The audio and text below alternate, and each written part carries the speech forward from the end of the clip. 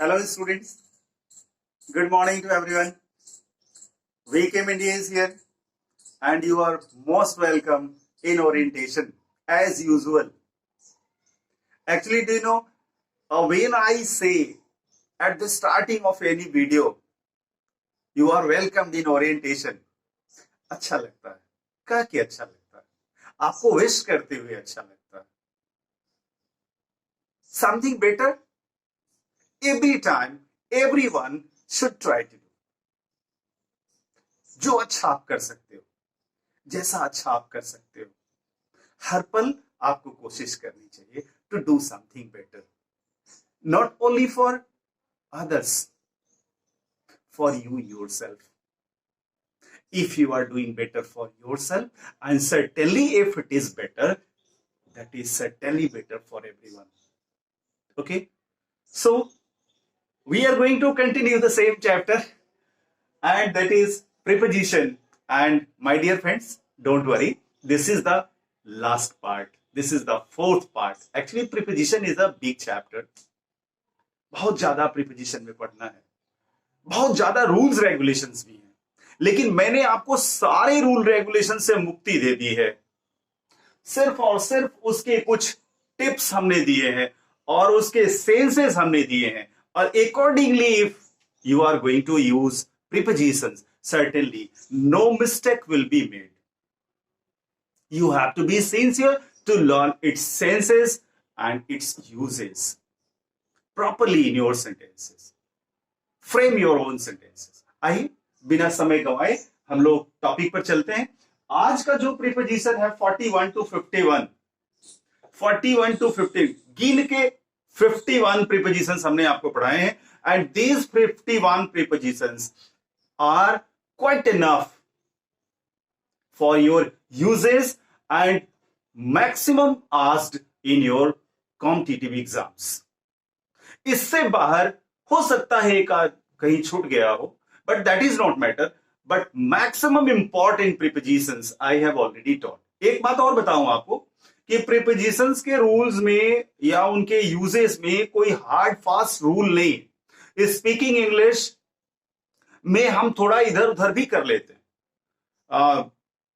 For की जगह पे कुछ दूसरा यूज कर लेंगे, ऑन की जगह पे कुछ दूसरा यूज कर लेंगे. Only senses we get, but where competition is there, where you have to be accurate there, वहां आपको अपनी एक्यूरेसी देनी होगी. इसलिए ये जो जिस तरीके से मैं पढ़ा रहा हूं, just you try to be accurate and to learn it properly. आगे बढ़ते हैं. ये जो प्रीपोजिशंस आज हमने लिखे हैं, ये प्रीपोजिशंस आज जो मैं पढ़ाने जा रहा हूं, इनको हम कॉम्प्लेक्स प्रीपोजिशन कहते हैं. कॉम्प्लेक्स प्रीपोजिशन को इसलिए कहते हैं क्योंकि ये दो शब्दों के मिलने से बनते हैं, दो प्रीपोजिशन के मिलने से ये बनते हैं, और इनका अर्थ दोनों से अलग होता है. जैसे अप मीन्स ऊपर, टू मीन्स को, लेकिन यहां अप टू का अर्थ हुआ तक. ये दो प्रीपोजिशंस के मिलने से प्रीपोजिशंस बनते हैं, इसलिए इनको कॉम्प्लेक्स प्रीपोजिशन कहा जाता है, और अपने मूल अर्थ से ये थोड़ा अलग होते हैं. जैसे अप टू, तक, तक की हमने आपको चार अंग्रेजी बताई है. Till, until, by, up to. Till, until, by, up to. Till means तक, मोमेंटल तक. अंटिल अकेजनल तक. बाय एक निश्चित रूटीन के लिए तक. एंड अप टू से तक के सेंस में हम लोग अप टू का इस्तेमाल करते हैं. अप टू मार्च, अब से लेकर मार्च तक, अब से लेकर मार्च तक. Up to March I will be here. Up to March I have to complete my project. Up to March means तक, याद रखिएगा. Then we have to proceed. Due to and because of. Due to and because of, ये दो ऐसे prepositions हैं, दोनों का अर्थ होता है के कारण से. Due to and because of, के कारण से. ड्यू टू जब कार्य कारण, जब कोई एक्शन कारण. Due to heavy rain I could not go outside. Due to heavy rain, rain एक एक्शन है, रेनिंग एक एक्शन है. और due to your telling lies I was caught red hand, तुम्हारे झूठ बोलने के कारण मैं पकड़ा गया. तुम्हारे कारण नहीं, तुम्हारे झूठ बोलने के कारण. Due to your late arrival. Due to your late arrival, late arrival is an action. तो वहां हम लोग ड्यू टू का इस्तेमाल करते हैं जहां कार्य कारण हो, जहां एक्शन कारण हो, और जहां कोई व्यक्ति कारण हो तुम्हारे कारण, तो हम बोले बिकॉज ऑफ यू। तुम्हारे पापा के कारण, तो because of your father. Police के कारण, तो बिकॉज ऑफ द पुलिस। चोरों के कारण, तो because of the thieves. Is it? आगे बढ़ते हैं। Because of your father.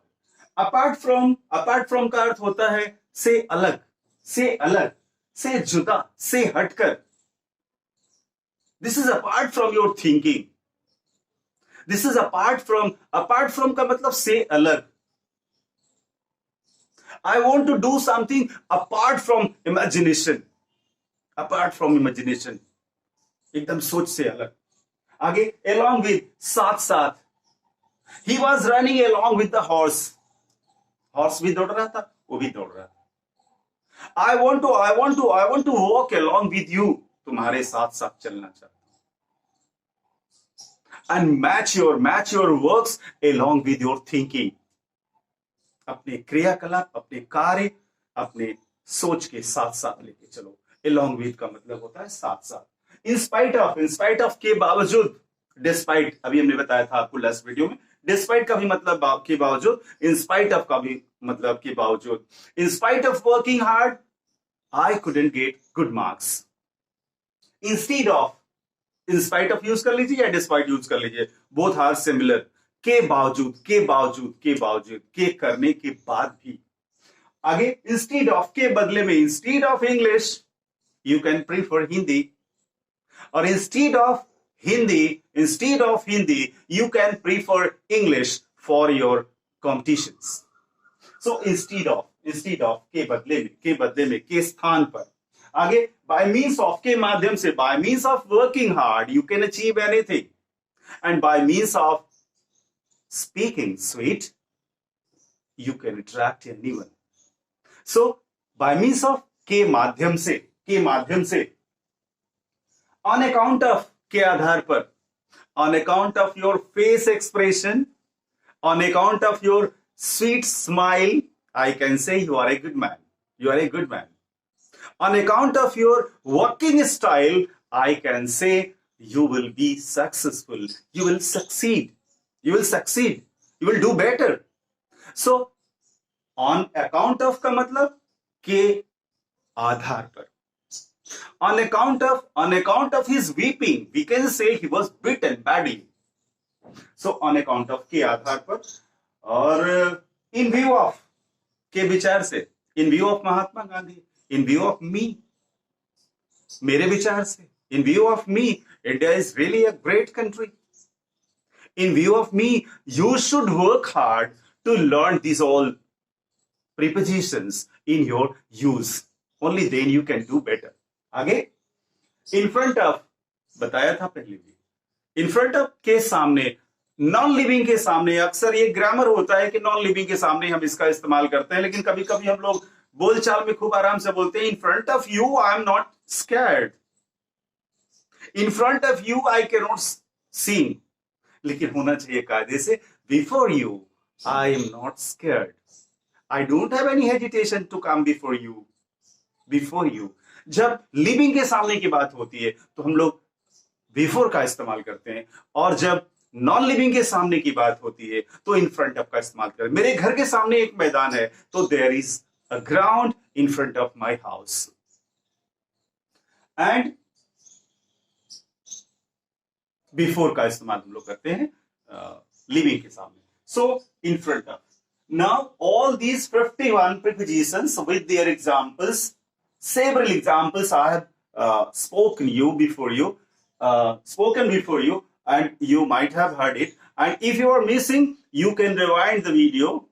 You can go through the video once, twice or thrice, until unless you get the proper senses of all prepositions in your uses, in your daily use.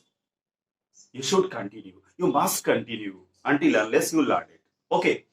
Now, no prepositions used. यहाँ कुछ precautions दिए गए हैं, कुछ रोक दिया गया है, ग्रामर में करेक्शन की कोई चीज दी गई है, और अभी जो मैं आपको बताने जा रहा हूं ये कॉम्पिटिशन पॉइंट ऑफ व्यू से बहुत जरूरी है। It is very much important, you have to carry it, and if you are missing this all things, certainly you are missing your score and you are going to be defeated. आप बहुत जल्दी से हरा दिए जाओगे. You will be out of race. You will be out of competition if you are missing these all things. इसमें 4 heads हमने बनाए हैं आपको. No prepositions used. ऐसी परिस्थिति में हम प्रीपोजिशन का इस्तेमाल नहीं करते हैं. कब? A, last, next, today, tomorrow, yesterday, this, that. अगर किसी वर्ड के पहले आता है, किसी नाउन के पहले आता है, तो उसके पहले हम प्रीपोजिशन का इस्तेमाल नहीं करते. ये चीज ध्यान देना होगा. Last, next, today, tomorrow, study, this, that. अगर यह किसी नाउन के पहले आता है तो उसके पहले हम किसी प्रीपोजिशन का इस्तेमाल अमूमन नहीं करते. जैसे this day, tomorrow, I will come here tomorrow, I will come here on tomorrow. No, this is wrong. So last, next, today, tomorrow, yesterday, this and that. This time I'm working hard. At this time I am working hard. So many people in speaking they speak. बोलने में सब लोग, बहुत लोग ऐसा बोल देते हैं कि at this time, in this time. No, in this time, at this time is wrong. Only this time, that time. That time I was in London. At that time I was in London. No, this is wrong. Example के तौर पे ये जो words आते हैं ये adverbs हैं, और ये एडवर्ब्स अगर किसी नाउन के पहले आते हैं तो उनके पहले हम प्रीपोजिशंस का इस्तेमाल नहीं करते. लेकिन एक इसका काट भी है, एक अपवाद भी, एक्सेप्शन भी है. ऑन लास्ट मंडे अगर कोई बोलता है तो यह सेंटेंस गलत है. This sentence is wrong. अगर कोई बोलता है on last Monday, this is wrong. लेकिन अगर कोई बोलता है ऑन मंडे लास्ट, केवल लास्ट को मंडे के बाद कर दिया, तो दिस सेंटेंस इज राइट. ये सेंटेंस सही है ग्रामर की दृष्टि से. On last Monday is wrong, on Monday last is right. ये सही है. तो ये थोड़ा सा आपको ध्यान देना होगा. अगर हम लोग उस एडजेक्टिव को नाउन के बाद उस एडवर्ब को अगर हम लोग नाउन के बाद यूज कर देते हैं तब प्रीपोजिशन का इस्तेमाल होगा. लेकिन अगर वो उस नाउन के पहले होता है तो हम प्रीपोजिशन का इस्तेमाल नहीं करते. दूसरा, come, go, arrive, get, send, take, bring, ये वर्ब्स हैं. याद रखिएगा. Come, go, arrive, get, send, take, bring. अगर इन वर्ब्स के बाद होम आता है, होम, स्पेशली होम वर्ड आता है, अपना घर. अगर इन वर्ब्स के बाद आता है तो उसके साथ प्रीपोजिशन का इस्तेमाल नहीं होता. जैसे हम लोग बोलते हैं गो होम, यहां गो टू होम हम नहीं बोलते. This is wrong. टू नहीं बोलते. गो टू होम हम नहीं बोलते. बोलते हैं go home. He is going home. I am going home. I am going to home. No, this is wrong. लेकिन अगर हम उसके साथ होम के पहले अगर कोई पजेसिव आ जाता है, होम के पहले कोई पजेसिव प्रोनाउन यूज होता है, तो वहां प्रीपोजिशन लगता है. जैसे go to his home, he is going to his home, my home, your home, their home, her home के पहले टू लगेगा. लेकिन अगर ये पजेसिव प्रोनाउन नहीं है, his, her, my, their, our नहीं है, तो वहां प्रीपोजिशन नहीं लगेगा. So this one is right and this one is wrong.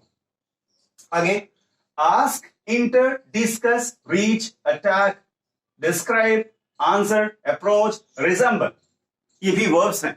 These are verbs. Ask, enter, discuss, reach, attack, describe, answer, approach, resemble. ये इतने ऐसे verbs हैं जिनके साथ हम लोग प्रीपोजिशन का प्रयोग नहीं करते. जैसे discuss, I want to discuss to you, dear. I want to discuss to you, गलत है. I want to discuss you. He wanted to discuss me. I had to discuss him. And he entered in the room. No, he entered the room. He entered into the room. No, he entered the room. Enter के साथ कोई preposition नहीं लगता. और discuss to you, asked, attacked on me. He attacked on me. गलत है. He attacked me. Attacked me. ये जो वर्ब्स हैं, ये जो मेन वर्ब्स हैं, इनके साथ हम लोग प्रीपोजिशन का इस्तेमाल नहीं करते. और चौथा और अंतिम, फोर्थ एंड लास्ट, ये जो है ये बड़ा इंपॉर्टेंट है अपने आप में. कुछ ऐसे वर्ब्स होते हैं my dear some verbs are there जिनके साथ एकदम स्पेसिफिक प्रीपोजिशंस लगते हैं, जैसे डाई के संग ऑफ लगता है, अफ्रेड के साथ ऑफ लगता है, फूल के साथ ऑफ लगता है। Full of water, glass is full of water, full के साथ हमेशा ऑफ लगता है। I am afraid of you, I am afraid of cunning people, I am afraid of thieves. So afraid के साथ ऑफ लगता है। Die of, he died of, he died of. अगर मौत हो जाती है तो डाइड ऑफ हो जाता, डाई के संग ऑफ लगता है। और अगर सफर कर रहा है तो उसके साथ फ्रॉम लगता है। Suffer from,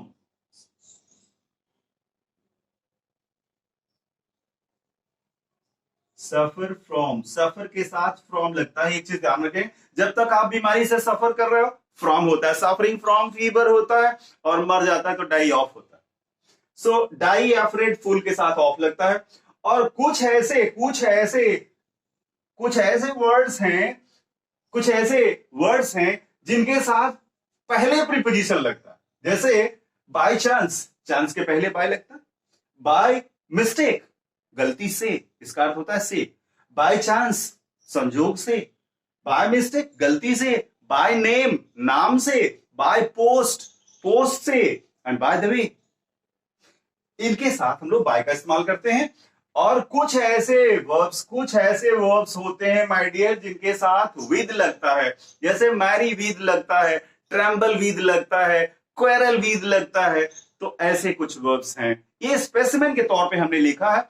and you have to make a collection, you should try to collect such words and you should be usual to them. So marry with, tremble with, quarrel with, इनके साथ सिर्फ with का इस्तेमाल होता है। और last में कुछ वर्ब्स ऐसे, कुछ वर्ड्स ऐसे हैं जिनके साथ ऑन लगता है, जैसे ऑन फायर होता है। The house is on fire, घर में आग लग गई है। House is on fire. On the committee, committee में, यहां ऑन का मतलब में होता है। ऑन द कमिटी, कमिटी में। ऑन रेडियो, रेडियो पर। एंड ऑन पर्पस, उद्देश्य से। इसके बाद लुक एट, लिसन टू, इनके साथ हमेशा, लुक के साथ हमेशा एट लगता है, और लिसन के साथ हमेशा टू लगता है, एंड सफर के साथ हमेशा फ्रॉम लगता है। सो दिस पार्ट जो ओमिशन दिया गया है, जो एक प्रिकॉशन दिया गया है, जो एक सावधानी दी गई है, for using preposition in different manners, you should remember it. You should always be sincere about it, कि इसे इग्नोर ना किया जाए, इसे हमेशा ध्यान में रखा जाए। And rest of 51 uses of several prepositions in all different manners, जहां जहां उनका जैसे जैसे इस्तेमाल होता है, उनके सारे हिंदी सेंसेस, उनसे सारे sentences already have given to you. And my dear friends, मुझे ऐसा लगता है कि प्रीपोजिशन जिस अंदाज में हमने पढ़ाया है, जितना इंफॉर्मेटिव हमने आपको दिया, जितना इंफॉर्मेटिव हमने वीडियोस बनाए हैं, और जितना अच्छे अंदाज में हमने समझाने की आपको कोशिश की है, एक मेरी रिक्वेस्ट है, आप अपने सारे रिसोर्सेज में इसे तलाशने की कोशिश करिएगा। और अगर ऐसा कहीं मैच मिले तो मेरे कमेंट बॉक्स में जरूर लिखिएगा, मैं भी उसको देखना चाहता हूं। I also want to see it. और I am very much sure ऐसा मिलता नहीं। मैं तो अपनी तरफ से कोशिश करके थक चुका हूं। मुझे इतनी इंफॉर्मेशन इतने कम समय में और इतने साफ अंदाज में तो नहीं मिली। अगर आपको मिले तो माय डियर, आप मुझे इन्फॉर्म जरूर करिएगा। Wishing you all the best.